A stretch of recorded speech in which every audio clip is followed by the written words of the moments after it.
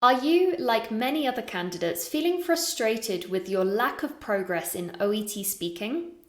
Well, don't worry, because in this video, I'm going to give you a powerful method that you can use to transform your OET speaking performance and get you the high score that you need.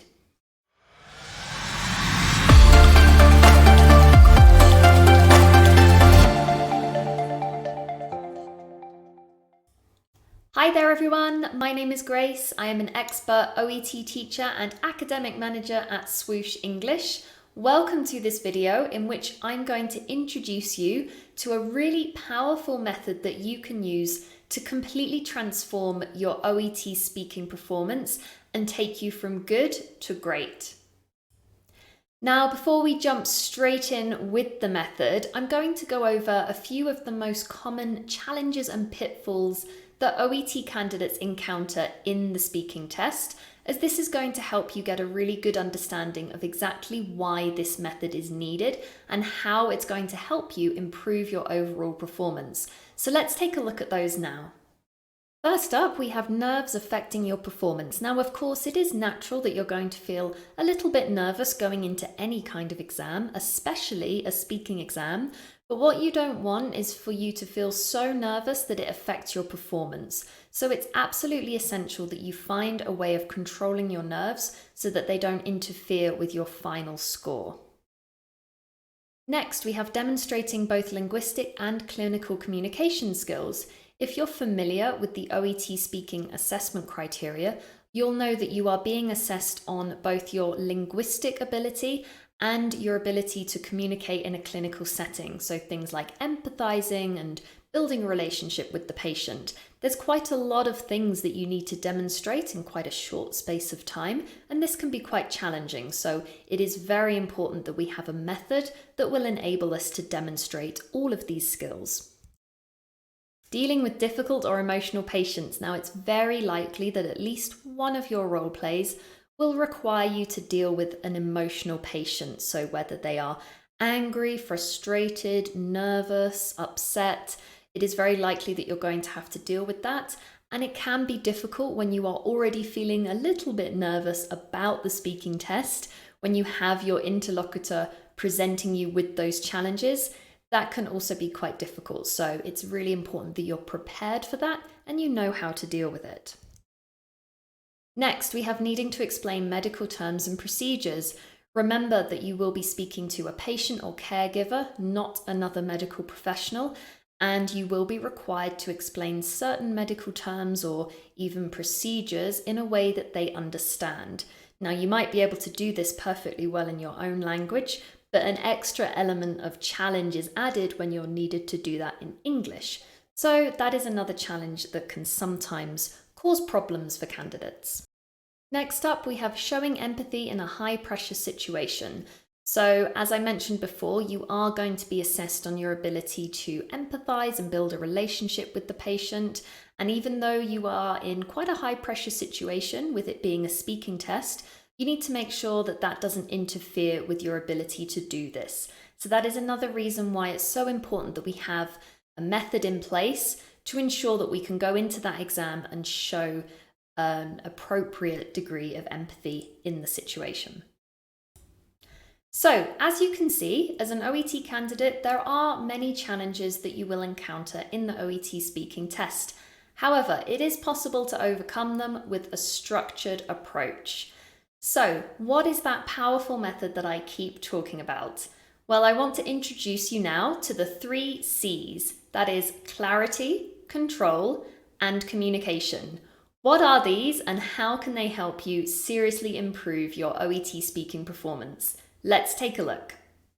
So during the OET roleplay, we're going to remember the 3 C's, starting with clarity. What do I mean by clarity? Firstly, you need to articulate and pace yourself. Make sure that you're taking the time to properly pronounce every word and don't rush. So good level of fluency doesn't mean speaking as fast as you can. Remember, you're in a consultation, you're explaining important things to your patient or caregiver. It's important that you don't rush. So take your time and make sure you speak at a natural pace. Simplify medical terms and procedures. you will definitely have to explain some kind of medical term or go over a procedure with your patient. It's important that you do this in a way that they can understand. So keep this in mind. Simplify these procedures, these terms, so that your message remains clear. And finally, provide structure. So you will probably know that one of the assessment criteria is on providing structure. When you're going over procedures or giving instructions or explaining something, make sure that you're taking a structured approach.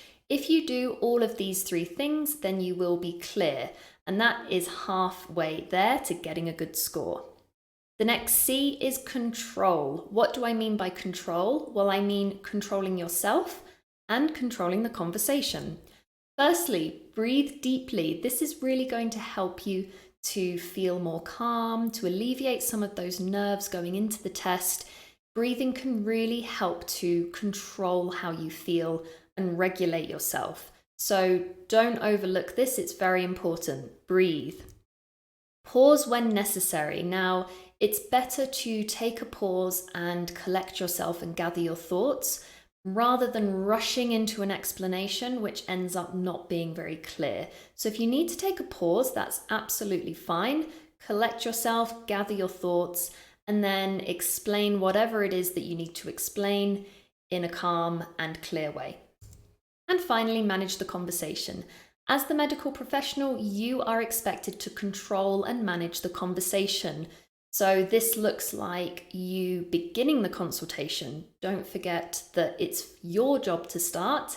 Don't wait for the patient to start it for you.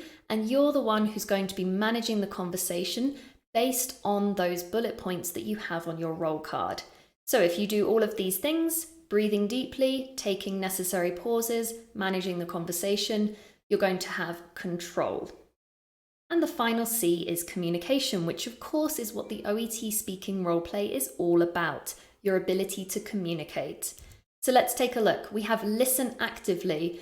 Now, when you have that roll card with a list of bullet points, it can be tempting to just get carried away and not actually listen to your patient or caregiver. Make sure that you are treating it like a real consultation, which means you're going to listen to them, nod occasionally, make sounds like, I see, to show that you are listening. This is all going to help your overall score. Engage, so exactly what I said about listening actively, things like maintaining eye contact, reacting to things that your patient says. Don't be mechanical, don't be a robot, make sure you are responding. And with that comes empathy. Make sure that you are showing empathy to their situation because, of course, that is what you're going to be scored on in the clinical communication criteria. Can you empathize with a patient's situation? So those are the three things that you need to remember in order to have effective communication. So to recap, remember the 3 C's. If you follow all of the advice I just gave you, you will be clear, you will be in control, and you will communicate effectively. This is going to massively improve your performance in the OET roleplay and hopefully contribute to you getting that high score that you really, really need. Now, of course, there are plenty of other things to keep in mind when going into the OET roleplay. First of all, you need to have a really good understanding of the assessment criteria so that you know exactly what the examiner is looking for. You also should work on your fluency and pronunciation to make sure that you are easy to understand. And of course, you can always work on improving things like grammar and vocabulary to further improve your score.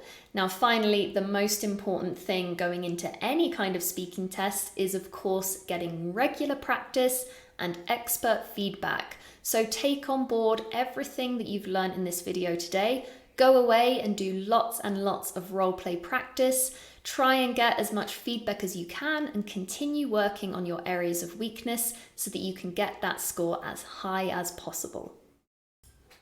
So that's it for this video. I really hope that you found it useful and you're going to take on board all of the advice that I gave. If you're looking for more expert support and feedback, then why not head on over to our website, www.swooshenglish.com, and take a look at our OET preparation courses. They have everything you need to get you passing your OET exam as quickly as possible. We have writing corrections, mock exams, live classes, video lessons, and so much more. So take a look at those and see how Swoosh English can help you get a high score in your OET exam. Thank you so much for joining me, everybody, and goodbye.